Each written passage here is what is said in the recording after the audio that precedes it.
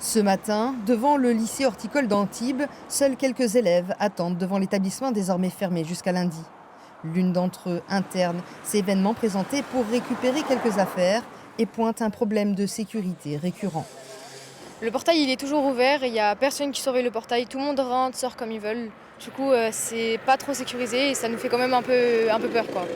C'est ici qu'hier, vers 13h30, l'assaillant est rentré armé d'un couteau de cuisine. L'auteur présumé, âgé de 18 ans, a blessé un élève de 16 ans avant de se rendre dans la salle de professeur et porter 3 coups de couteau à une enseignante d'anglais de 52 ans.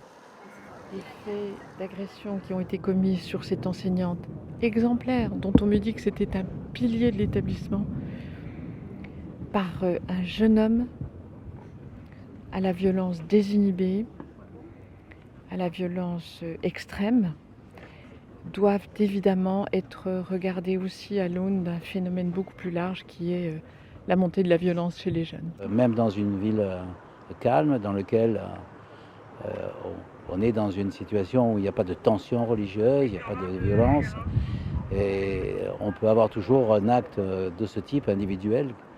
Et donc il faut toujours s'y préparer et avoir la capacité de réagir. Un ancien élève déjà connu de la justice. Même s'il n'a jamais été condamné, l'agresseur avait été incarcéré lorsqu'il était mineur dans le cadre d'une information judiciaire encore en cours au tribunal de Grasse pour apologie de crime. Un individu aussi connu pour de lourds problèmes psychiatriques. Une enquête est en cours. Selon une source proche du dossier, de nouvelles interpellations ont eu lieu ce matin. Un autre jeune homme, mais également sa petite amie en Normandie.